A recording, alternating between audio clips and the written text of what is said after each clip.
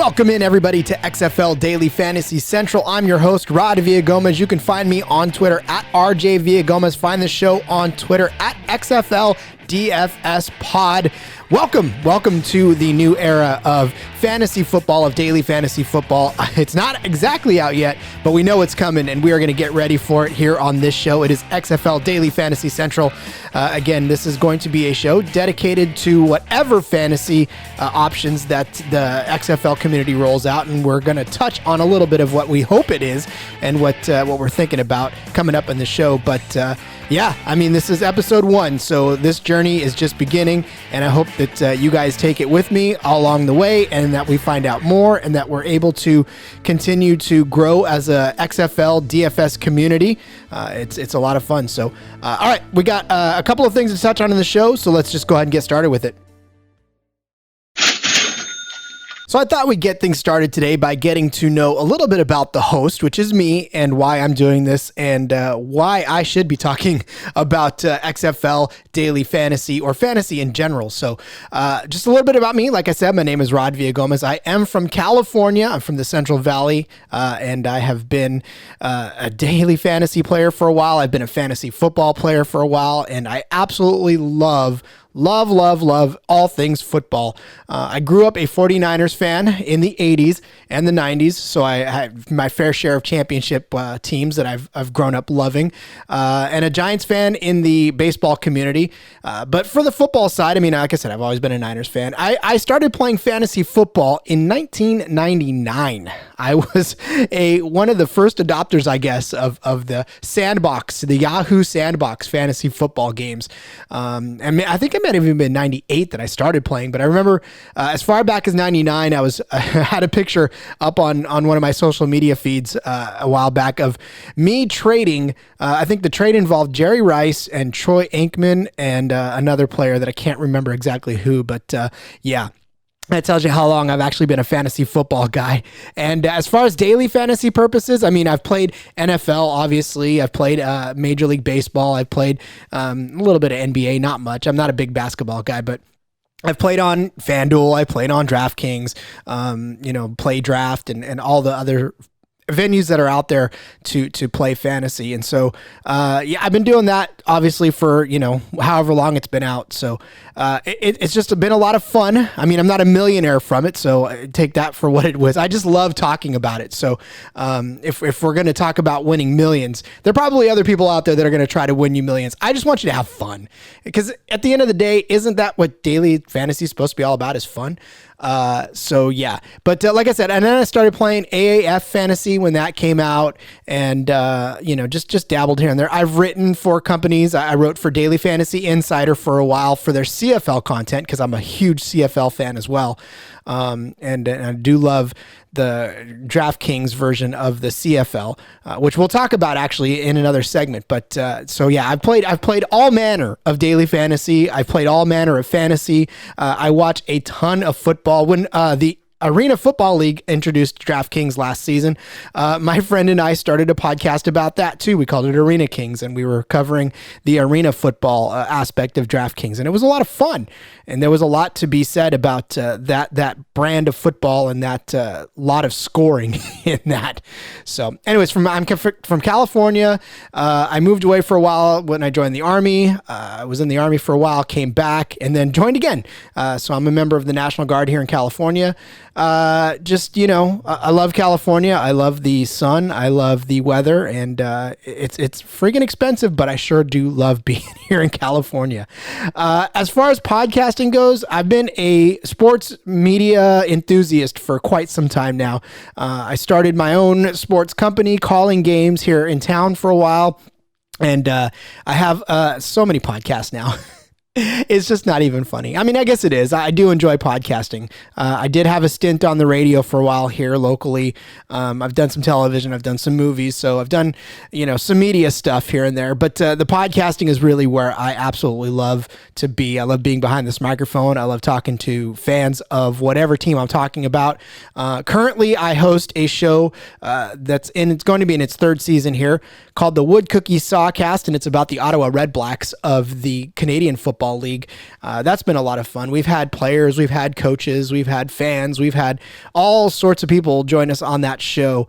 And it's just been an absolute blast being a part of the Canadian football experience. As an American, I mean, I know that it's an interesting venture to not just follow a CFL team, but actually talk about it and talk about the players and the season. So that's been a lot of fun. I recently launched a podcast about a month ago or maybe it was 2 months ago, about the new indoor football league team in Oakland called the Oakland Panthers is the name of the team. The show is called Indoor Cats Podcast, and that's been a lot of fun. I mean, I'm only five episodes into that now.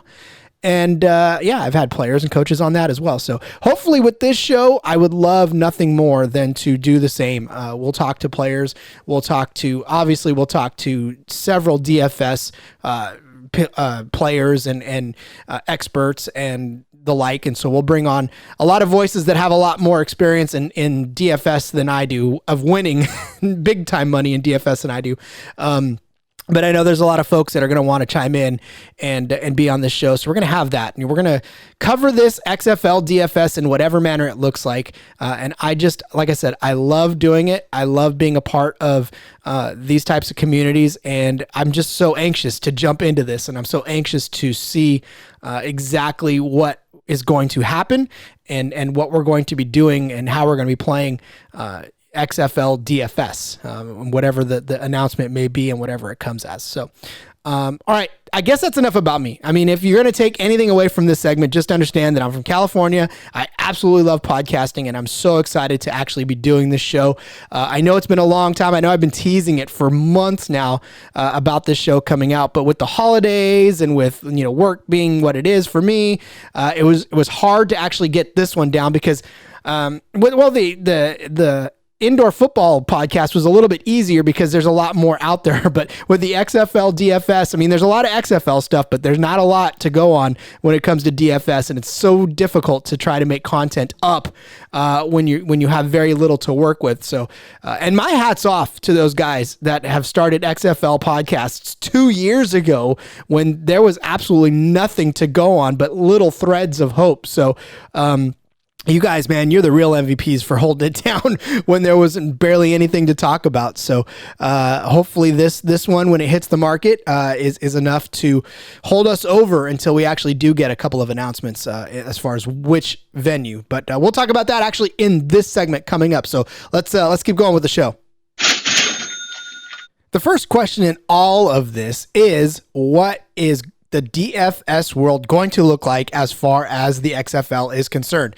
Well, our commissioner actually made a couple of announcements, which is why I knew that it was time to actually put this show out there, because now we have at least something to go on. We absolutely know that they have been in talks with, the XFL have been in talks with some of the major players in the DFS world to put XFL onto the DFS market. Now, again, what exactly does that mean? Are we going to see them on both Fanduel and DraftKings? Is this going to be one where we'll find another venue to put it out, or what's this going to look like? So for me, I feel as if DraftKings, they do tend to take the risk on some of these sports that aren't completely 100% mainstream. And it's easier for those sports to find some sort of foothold in the DraftKings world. I mean, they did take a chance on the Arena Football League. They've done CFL for the last couple of seasons now, maybe 3 seasons that they've done CFL. And, it's with mixed results, obviously, because with the big ones, obviously NFL, MLB, NHL, NBA, those are always going to be huge getters. I mean, those are going to fill up thousands upon tens of thousands upon hundreds of thousands of people in each contest. Now, when you go to play some of these fringe sports, and again, DraftKings and FanDuel alike, you start to find that the player pools are a lot more thin and that there's not a whole lot of contests to be had, and the prize pools are not as huge as you're used to if you play NFL. Which does a couple of things. And this is what I fear, that with this XFL experiment on any of these platforms, there's going to be a lot of people expecting to jump into a 300,000 person contest for $1 million when really you should just be happy being in a 100 person contest for about $300 because, again, you're not going to fill these gigantic contests. And look, maybe they will. I'd like to think that maybe, a couple of thousand people might enter a contest on maybe the first week. And then, I don't know, when we saw it with the Arena Football League, it was a pretty big prize pool for a, mid-range player pool. And then, from there, it just sort of it dwindled down week after week after week to where after a while you were playing in some pretty small contests and you weren't up for winning quite as much at the top prize. And that was 8 weeks. That was 6 teams. So it was a little difficult to sustain. And I think if they would have had another season, the Arena Football League in this world, this DraftKings world, we might have seen a little more success. So with the XFL, you're looking at 8 teams right off the jump, which is only 1 team shy of the Canadian Football League total. So when you talk about DraftKings picking up the Canadian Football League, it would make sense for them to have the XFL as well because it is 8 teams. But what does it look like? What is it going to look like once it hits there? Because everybody, again, if you play NFL, you're used to the standard, quarterback, running back, a couple of wide receivers, the flex, the defense, the tight end. Well, okay, that's all fine and well for a 32 team league, right? Where you have so many options to pick from. But when you have only 8 teams, that's not the variance is not a whole lot to build a team. So there are a couple of things that you can do. And when it comes to the Canadian Football League, they do the quarterback, the running back, and then they do a couple wide receivers, but then they give you 2 flexes. So you can either pick the running back or the receiver. You're not tied to it. So you still have to pick, 1 running back, 2 wide receivers, but you give a little option. And of course the roster size is a lot smaller than an NFL contest. So you're not picking quite as many players. So you can deviate here from what would be everybody's optimal lineup. And that's one way to go. And I think that could be a safe way to play it. Obviously limit the roster size and open up a couple more flex spots and no kickers. No kickers. And I say that not because I don't think the kicker position is valuable, but when you're talking about 8 team leagues, you only have 8 kickers. So it's not really to the point where you can, I guess, separate yourself from the rest as far as kickers are concerned. So you do away with the kicker and you're fine. You can navigate the rest of the world without a kicker. But you open up that extra flex spot so you can put another position player in there. Or you can do what DraftKings did with the Arena Football and turn it into the captain mode. For those of you who are not familiar with the captain mode, and those of you listening to this show, I'm sure you probably already are. If you're a DFS player, you know what captain mode is, right? You get to pick one person to be the captain. They get 1.5 times the points, and then everybody else from there is all a flex. So you don't have to necessarily pick, per position. You can just literally load up on whatever players you can afford. And in a situation like the XFL, that might be the way you start because, again, the roster positions are limited and you got to have some way to separate yourself from the rest of the crew. And I'll say that in the Arena Football League, it was a great way to a great roster construction just conundrum because you had either you could put the quarterback in there who scored you, I don't know, sometimes up to 100 points, or you could put the receiver that is catching the most touchdowns for almost 100 points. So you're not going to have that type of scoring in the XFL. I guarantee you that much right now. But I will say that if it gives you an opportunity to try to roster a couple of quarterbacks and their top receivers, because what we used to do in the Arena Football world was we used to do what we called double and triple stacks.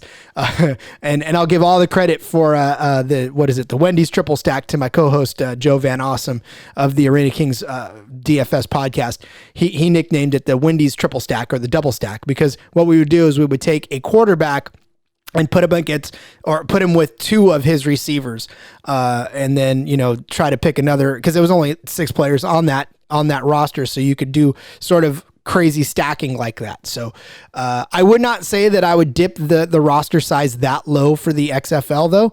But I would say that I would leave maybe, again, that captain spot and the rest of the other roster spots as flexes just to see how that might pan out. And then as far as Fanduel is concerned, I mean, again, I don't see Fanduel picking up the XFL. I really don't, because again, unless they're doing an exclusive deal where it's only Fanduel, I just don't see it happening. And not to say anything against Fanduel, and please, Fanduel, prove me wrong or sponsor the show. Either way, I don't care.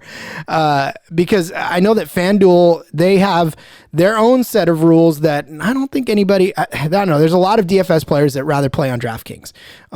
So with Fanduel, maybe they'll do some of the, late starting matches or whatever, but now DraftKings is starting to do that too. So it's just not some of the things that were making Fanduel just alone in what it was offering is going away now. But there's another twist out there, one that I think might actually have some kind of, power as well. When the AAF started, there was nothing out there. I mean, there was no talk. There was talk of fantasy, but I don't think there was any real talk of daily fantasy, and maybe for good reason because it went away, but whatever. But the thing about the AAF is it created a ton of opportunities for people to create their own things.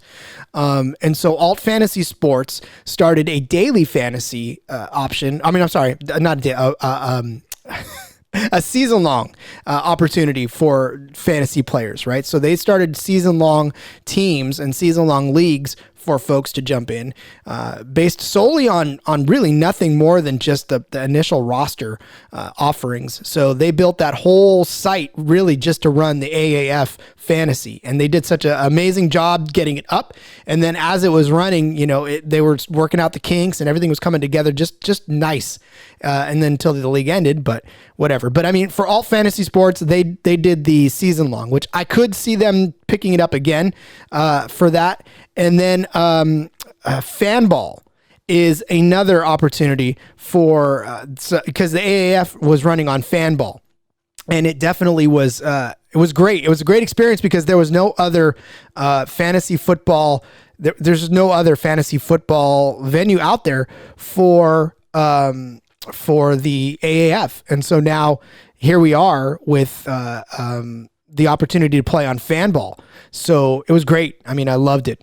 And so I think I reached out to the folks over there at Fanball, and they actually did say that they are going to be looking into it and trying to pick it up after the holidays, of course.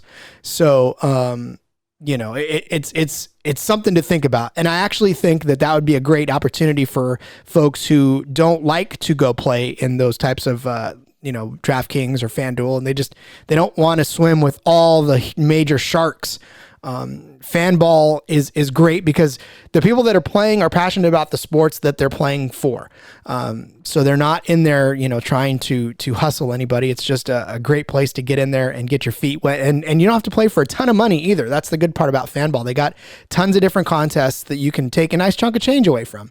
You're not going to be a millionaire because of it, but look, I'd say that a good, 75 to 80% of the fantasy community world, the daily fantasy community, is not, sure, it'd be nice for them to get rich, but they're happy to just see green, right? They're happy to just watch their lineup go off and win some money to go play again.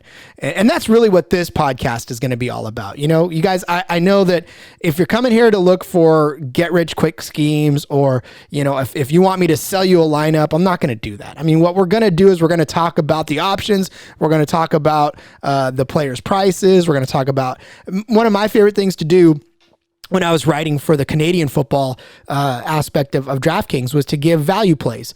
Because what I like to do was find those players that weren't that expensive and to see them maybe succeed or not succeed. So again, it was just something that I would throw in there and then give different price points and different players at different price points. And so that I think that's what this show is going to be mainly about, right? It's just to help us all have fun playing daily fantasy in the XFL, however that looks, whatever platform it's on, whether it's DraftKings, FanDuel, Playball, PlayDraft's gone, but whatever picks it up, we're going to talk about it, and we're going to talk about it in earnest and have a great time doing it. So, all right, we're going to take a look at some of the quarterbacks in the league and what they can do for you to win you money coming in to week one.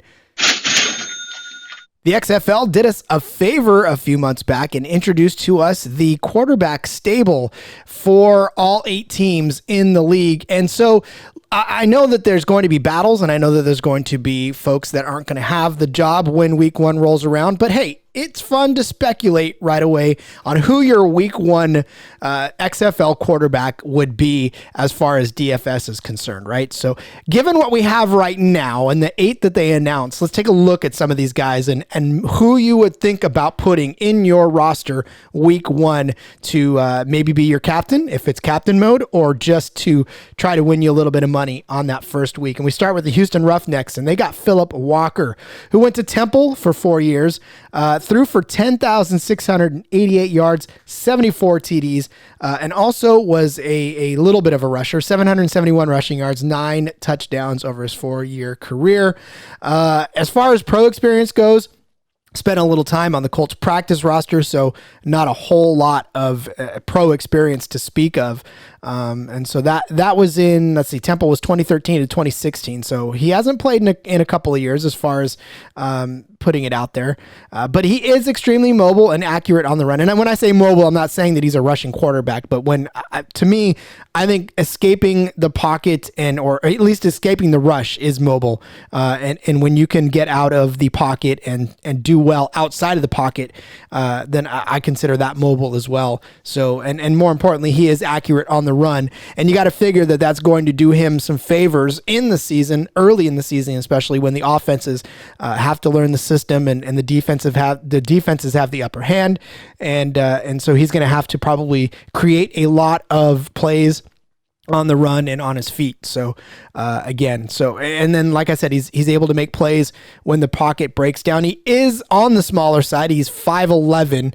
So I mean, we're talking, Drew Brees territory here, where we're a little bit smaller than the offensive line in front of him. So he does kind of have to break out of the pocket sometimes to make these plays, because it's not very hard. It's not very simple for a smaller quarterback to see over the lineman to make these plays time after time. So Phillip Walker of the Houston Roughnecks. I'm curious as well as far as what the pricing is going to look like for these folks, especially depending on what way it's presented to us, whether it's the captain mode or, are we going to see these quarterbacks pretty much all priced together, maybe in the 8K, 9K range? Are we going to see some of them be $10,000? Or I wonder what we're looking at. So if I were pricing Phillip Walker with no experience, no pro experience, but he's got 10,000 yards in his 4 years at Temple, that's not bad. I'd probably put him in one of those mid-tier, maybe 8K, low 8K, high 7K range for Phillip Walker. Landry Jones of the Dallas Renegades played for Oklahoma for 4 years, from 2009 to 2012. Guy had 16,646 passing yards. Look, so many people are familiar with some of these names, and Landry Jones is definitely one of these guys because he did play at Oklahoma and he had a great career. 123 touchdowns, which was amazing. And then, of course, stepped into the NFL and played with the Steelers for a couple of years in 2015 to 2017, where he got 1,310 yards and 8 touchdowns. But I think more importantly was the fact that when Landry Jones came in, because obviously Ben Roethlisberger is a huge deal, right? And anytime he goes down, which it seems like every season, the Steelers backup quarterback becomes something of a cult hero because they have to carry the load that Ben Roethlisberger, carries all the way. But now when he came in, he was hyped quite a bit. But if you can't take over for Ben Roethlisberger because the guy's just not going away. And this season proves that, if nothing else, he comes back again next season. It's just, I don't know. The guy will never go down. He won't stay down. He'll go down. He won't stay down. But it's hard to be a backup quarterback and get a look in Pittsburgh. And so Landry Jones, when he got his look, didn't disappoint too much. But by and large, when you're back up to Ben Roethlisberger, your shelf life is not, as a starter, is not very long. So, but he is a good pocket passer with a strong arm, and he's not afraid to stand in and allow deep routes to develop. So, again, as like we talked about with Phillip Walker, his ability to escape the pocket as it collapses might be his strength, whereas Landry Jones, with the pocket collapsing around him, which is going to do early in the season, the fact that he's not afraid to stand in the pocket and not have to escape it to throw long, that may do him a fair bit of service to escape some of this defense that's going to be coming at him screaming as the offense tries to learn their assignments. So if I were to price Landry Jones, I don't know, I'd put him in the mid to high 8,000 range. Maybe even a little bit closer to 9,000 if we're pricing some of these other guys where they're going to be priced. So Landry Jones, Dallas Renegades. Darryl Jones, another Jones guy from the DC Defenders, played at Ohio State for 3 years from 2013 to 2015, and he only had 2,323 passing yards, 15 touchdowns, but he did have 617 rushing yards and 4 rushing touchdowns. So Jones, not necessarily huge with the experience, and then he did play for the Bills in 2016, and was 6 for 11 and 96 yards in his only action. So certainly not a lot of pro experience there. And because of that, he's just flat out a raw rookie. There's not a whole lot of film on him. And we just never did get to see him actually play too much ball. So the jury is still out, really, if Darryl Jones can play at a professional level.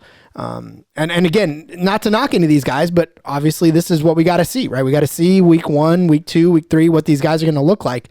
And I think they have to prove it to themselves as well. A lot of these guys sniffed the pros, or if not played a little bit in the pros, and they're just itching to prove that they can continue to do it. So with a guy like Darryl Jones, who doesn't have a whole lot of actual experience on the field, we're going to see exactly what it is that he can bring to the table. And what we're hoping for is that, he comes out and he actually has a huge season or whatever. If you're a DC Defenders fan, especially, you want to do that. But he did win the Big Ten Championship Game Award, MVP award, and they led Ohio State to a national championship. But again, he was the 13 quarterback. So, it just wasn't, he did it, but it wasn't his season. It was just his game. So yeah, where I would price him, he would definitely be low 7K.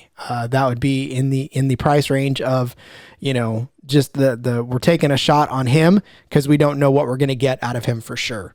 And then of course that leads us to the Los Angeles Wildcats and one Louise Perez. Now, if you're an Alliance of American Football fan like I was, you recognize this guy's name because, first of all, they wouldn't stop telling you the couple of stories about him. One, that he learned how to play quarterback position by watching YouTube videos. That was the story that every announcer loved to tell you. And you may get some of that when you watch him in the XFL. But yeah, the guy taught himself how to play quarterback by watching YouTube. So what does that tell you about what your life goal is? You can learn it watching YouTube. I'm just kidding. But he did play college at Texas A&M Commerce for 3 years. He was a redshirt in 2015 all the way through 2017 is when he stopped playing. He had 8,327 yards in that time and 78 touchdowns. As far as pro experience goes, he was drafted by the Rams in 2018, where he saw one half a play in the preseason. Not a whole lot of time. And then in 2019, he made his debut as the quarterback of the Birmingham Iron, a Birmingham Iron team that I got to tell you, and I'll get to it in a second, but he in his time at the Birmingham AAF team, he threw for 1,460 yards, had 5 TDs and 6 interceptions. And then when the AAF folded, he took a look at the Eagles took a look at him, and then they waved him, and the Lions did the same, looked at him and waved him as well. So, the guy has promising stats, right? Well, maybe not stats, but promising pedigree. He was the Division II Harlan Hill Trophy winner, which is basically the Heisman Trophy of Division II. So, that's good. Like I said, he learned how to play quarterback by watching YouTube. But the thing is that Luis is inconsistent, but he can make some huge plays. And really the thing about it when he was with Birmingham, and this is what I was getting to, is that he really benefited from Trent Richardson because he would get them, Luis would get them. We had a joke in the AAF that Louise Perez, between the 20s and the 20 and the 20, great, right? Great between the 20 and the 20. But once he got down in the red zone, it was just hand off to Trent Richardson and let Trent Richardson do it, especially in goal line. Goal line carries. Trent Richardson gobbled all those up and got him across the goal line. So anywhere inside the 5 was Trent Richardson's territory. So Louise didn't have to be a great red zone quarterback because he had guys like Trent Richardson back there. But despite all of that, Louise finished 3rd on the AAF all-time passing yards list. And I say all-time because it is all-time. There's no longer a league anymore for Louise Perez. But like I said, if you go and watch some of his AAF highlights, there was a couple of games in particular. And I know one that was really outstanding. And forgive me, I didn't actually have this loaded up. It just came to my mind right now as I thought about it. But there was a game, probably week 6. I think it was week 6. It could have been either week 6 or week 7, where all of a sudden it was just Louise Perez looking amazing. He had Quentin Patton going. He had, a lot of his guys going, that his tight ends going. He just looked like the Louise Perez we were all waiting to see. And then unfortunately, a couple weeks later, the league folded. So we didn't get to actually see if that was going to come of anything. So now where we go with Louise Perez is now we see, can he pick up on the success he was having toward the end of the AAF run, bring it to the XFL. So if I was to price Louise Perez, I would definitely give him a mid $7K pricing right now. So I'd probably put him right at $7,500 to see where we could get from him. I don't know that he's going to blow the roof off week 1, but he could come out and do it. Who knows? And then for the New York Guardians, they bring in Matt McGloin, Penn State alum for 4 years from 2009 to 2012. He amassed 6,390 passing yards and 46 touchdowns, which is a Penn State record still to this day. And of course, we remember him most from the Raiders, where he had 1,868 passing yards, 11 touchdowns, and 11 interceptions when he came and subbed in for Derek Carr. He also spent a little time with the Eagles, the Texans, and the Chiefs. But, again, with some of these, the backup quarterback position is such a crazy thing in the NFL because you're either backup to a person that hardly ever gets hurt, or you're a backup that gets put in and then doesn't produce the way everybody expects you to produce. And so then you lose all position, which is kind of what McGloin happened. He came in and the Raiders expected something from him, and I don't think they got what they wanted from him. And then, for 3 years, it was just sort of like, okay, well, he's the backup. So, but he is a good pocket passer, right? Again, he favors the long ball. He definitely loves to throw that long ball. And he was he was in a constant battle for his position in college, which is why it was hard for him to get the stats that he so desperately needed to make it into the pros. But yeah, I mean, he was always in a position battle, and that made it hard for him to see the field. And it was kind of like that with the Raiders, right? I mean, he played on some teams that weren't so stellar with the Raiders. And then he gave way to Derek Carr. So Derek Carr came in, did his thing, and then it was Matt McGloin, see ya. So I don't know. Again, this is another guy with some pro experience that could bring that to the Guardians and maybe give them a boost to say that he's played on the NFL roster for a while. But again, if I was to price him, he would probably be a low 7K, maybe 72, 71, maybe even right at 7,000. So then we're looking at the St. Louis Battlehawks, right? They have Jordan Ta'amu, who went to the New Mexico Military Institute for a little while before you know him better as an Ole Miss quarterback from 2017 to 2018. He got 3,918 passing. Numbers are hard, aren't they? 3,918 passing yards, 19 touchdowns, 342 rushing yards, and 6 touchdowns in only his senior year. It was his 1 year of action as a quarterback for Ole Miss. And then when he went to the pros, he had a cup of coffee with the Texans in August, and he's really the only quarterback in the XFL with no pro experience, like nothing whatsoever. He really, like I said, only had a chance to talk with the Texans in August, and then they released him. So he's coming in fresh. He's really got no pro tape whatsoever, and his college tape is even thin as well. But he is a rushing threat with an arm. And basically, he's what we're seeing now as the prototypical NFL quarterback, right? I mean, we're starting to see more of that now, especially with the success of Lamar Jackson, right? Guys who can run that read option or the play action, whatever you want to call it.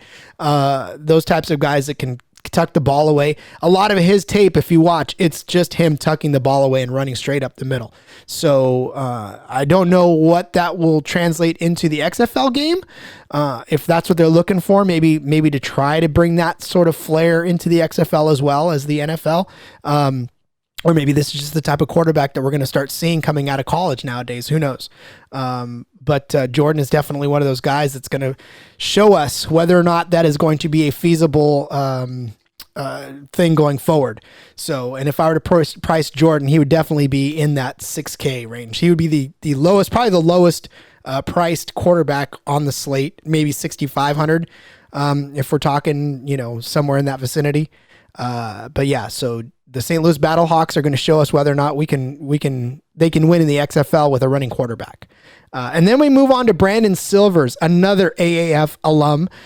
He is with the Seattle Dragons. In full disclosure, folks, I'm going to tell you right now, I have adopted the Seattle Dragons as my team because I was born in the year of the dragon, so I love all things dragons, and I am going to adopt the Seattle Dragons as my team. And no, as a 49er fan, it pains me to cheer for any team from Seattle, but I'm going to do it anyways because it is the Dragons. So, and I don't want to cheer for an LA team. So let's just put it that way. I can't bring myself to cheer for the Wildcats. So, Seattle, I'm going north. And in fact, I'm drinking a Old Magic New England IPA from Jackrabbit Brewing Company that has a picture of a dragon on it. So I feel like I'm doing them some service tonight by drinking that beer with the dragon on the label. All right. So Brandon Silvers, what about him? Well, he played in Troy for 4 years. Where he was a redshirt in 2013 and he played all through to 2017, where he had 10,684 passing yards, 71 TDs, and 16 rushing touchdowns. Wow. Brandon Silvers had a good career in Troy. Really good one. But as far as the pros were concerned, he was undrafted and invited to the Saints camp, but they didn't give him a contract. But he did wind up with the Memphis Express of the Alliance of American Football. And Brandon Silvers, what an interesting ride he had in the Alliance of American Football. He came in as a third string quarterback in that AAF team. It was Christian Hackenberg, Zach Mettenberger, and Brandon Silvers. And then by the end of the season, it was Christian Hackenberg went out after a couple of games. Just he got benched. And then Zach Mettenberger got hurt, and so Brandon Silvers came in. And then when Brandon Silvers finally got the job, Memphis signed Johnny Manziel. And so Brandon Silvers was quarterbacking while Johnny Manziel was on the team. And in fact, Brandon was getting booed in the game that he started. The first game that he started with the Express was getting booed because he wasn't Manziel, and Manziel was sitting on the sidelines. So talk about a rough ride for Brandon Silvers, but he had a hell of a game. He had a hell of a couple of game stretches there before Manziel finally did end up taking over. And then, of course, the league folded, so, poor Brandon didn't get a chance to show really what he was worth. But in those couple of games, he had 799 passing yards with 4 touchdowns and 2 interceptions. So Brandon Silvers made his small time with the Alliance count. He was signed by the Jets right after that and unfortunately released. So, but Brandon Silvers really was showing a lot in that stretch that he was given the ball. And he had a rough situation to put up with. And then, of course, Silvers was also a teammate of Mettenberger as well. So he knew what that was like in college as well. So Brandon Silvers, if I were to give him one, he'd actually be somewhere in the, I'd say 8,700 range, maybe 8,600 range. He hasn't really necessarily proven it yet, but he does look pretty good. And then, of course, there's Erin Murray for the Tampa Bay Vipers. Erin Murray, everybody knows Erin Murray's story. I don't really have to go through it, right? He still holds the SEC record for career touchdowns.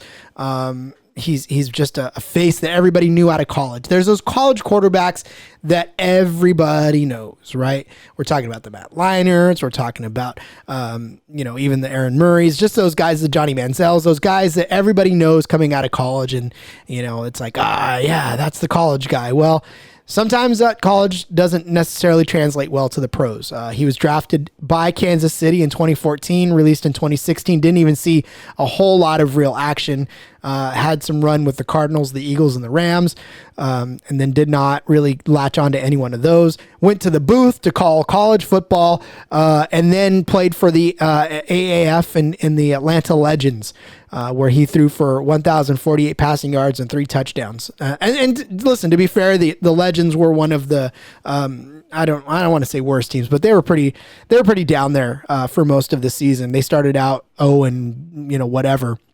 And it just was hard for those guys to get moving. So Aaron didn't really get a huge, he just didn't get a lot of support. He looked good, but he didn't get a lot of support. So where Erin Murray is going to bring to this is, a second chance for him, a third chance for him to prove that he can still play the game. I'm pretty sure that his NFL looks might be over at this point, but I don't know. It might be something where he latches on and all of a sudden NFL teams are calling again. You never know. You never know with this type of situation, what his ultimate goal is going to be. But for right now, he is a Tampa Bay Viper, and he is bringing all of that SEC experience to Tampa Bay to try to bring the Vipers a championship like he was not able to do with the Legends of the AAF. If I were to price Murray, I would give him probably about $7,200, $7,300. Again, I know what he brings to the table, but I also know that we're looking at a guy who can't necessarily. It's a new situation for him. And when he started out in the AAF, it was a new situation for him, and he struggled out of the gate. So, when you see that type of struggle, then, it doesn't lend itself to a huge price. So, all right, listen, that is those are the quarterbacks. Those are the 8 quarterbacks that are listed right now as the folks that they brought in to be the names of the league. So where they're at and where they're going to stay, if they're going to be the starting quarterbacks on day one, we don't know. But if you're looking at building your week 1 lineup, I'm telling you right now, I would end up going with Brandon Silvers as my starting quarterback for my first DFS lineup, whatever that may be. I don't know if I'd put him as captain. I don't know. Maybe I would put a receiver or running back as captain, one of his receivers, and then stack him with him. Brandon, maybe get the receiver as the captain and Brandon as the one of the flexes. But yeah, and then you might even be able to, fit a couple of quarterbacks in it if it is the captain mode because of the price. Maybe you do take a chance on a guy like Jordan Ta'amu, because he's going to probably be pretty cheap. So you could put him in and maybe he'll give you some good run and get you a good score at the end of the day. So, all right.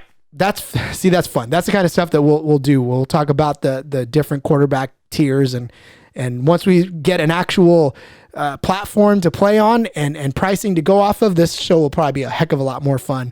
But for now, we'll just have fun speculating on who's going to be where, and we'll take a look at some of the wide receivers on the roster. We won't go down all of them, obviously, but maybe we'll take a look at the top 8 or top 10 and see what we're doing for the next episode. So, all right, let's close out the show.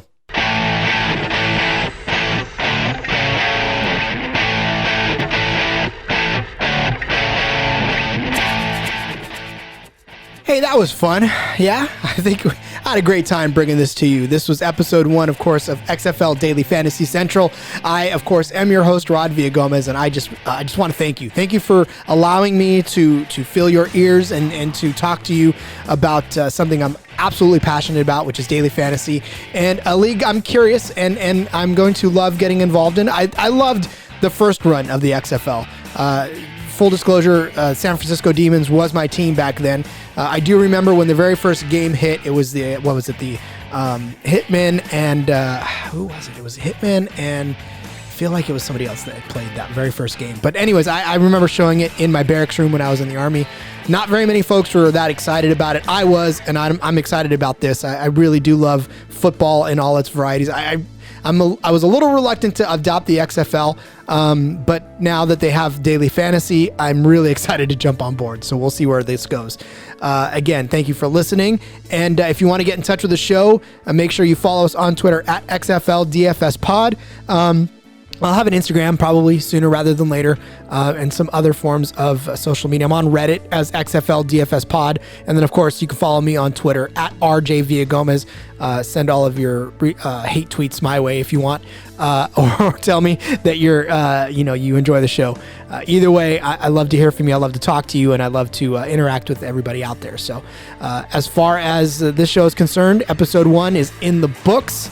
Episode 2 will come very shortly. We'll talk about some receivers and maybe some other DFS news if it comes out. So, all right, XFL fans, let's get ready to make some money.